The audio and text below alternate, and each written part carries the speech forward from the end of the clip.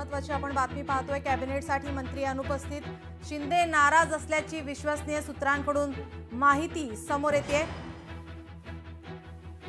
शिवसेनेचे मंत्री मुख्यमंत्र्यांच्या दालनात या ठिकाणी दाखल झालेले आहेत। नाराजी नाट्य आता या ठिकाणी समोर येताना पाहायला मिळते। आगामी निवडणुकीच्या पार्श्वभूमीवर आता नाराजी नाट्य समोर येत आहे। आपण पाहतो या ठिकाणी मुख्यमंत्र्यांनी शिवसेनेच्या मंत्र्यांना आता सुनावलेला आहे। या ठिकाणी आज राज्य मंत्रिमंडळाची बैठक। डोंबिवली पक्ष प्रवेशावर शिवसेना मंत्र्यांची नाराजी। मात्र या ठिकाणी आता आपण पाहतोय उल्हासनगरमध्ये सुरुवात तुम्ही केली असं फडणवीस म्हणतात। तुम्ही करणार असाल तर चालून घ्यायचे, देवेंद्र फडणवीस यांचं वक्तव्य या संदर्भात आता समोर येतंय। मुख्यमंत्र्यांनी शिवसेनेच्या मंत्र्यांना आता सुनावलं आहे।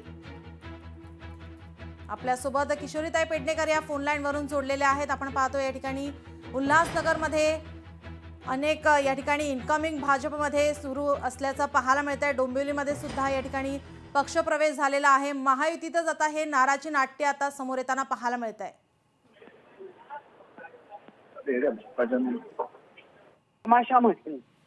कारण ज्या वेळेला शिवसेना उद्धव बाळासाहेब ठाकरेंचं मजबूत पक्ष असताना आमच्याच घरातल्या लोकांनी जी गद्दारी करून त्यांना नावं ठेवून की आजारी असताना भेटत नाही ह्या कारण सांगून फंड मिळत नाही, हीच कारण होती। त्यांनी हे नाही सांगितलं की आम्हाला सगळी स्वायत्ता होती, त्याच्यातनं आम्ही मिळवलेली माया होती म्हणून आम्हाला ईडी काढी लागली, त्यांना वाचवण्यासाठी भाजप पुढे आला।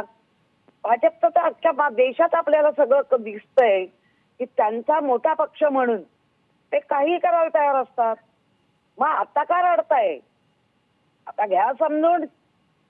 आणि का तुम्ही आता म्हणजे भाजपला पण तुम्ही दिवसताय, म्हणजे तुम्ही कुठल्याही बाजूनी जीत पण माझी पट पण माझा असं जर शिंदेच्या आमदारांचं काय कमी होतं तुम्हाला आमच्या पक्षात? काय कधी तुमच्याशी विश्वासघात केला? कोणी कधी केला नव्हता। पण सोडलात ना घर, दुसऱ्याचं घर मोठं करायला गेलात ना, आता कशाला रडताय? जी जी अनेक मुद्दे या नाराजी नाट्याचे आणि जी गेली 30 वर्ष आणि आताची तुझं आणि माझं तेजा आणि माझे याच्यातच जात आहे का?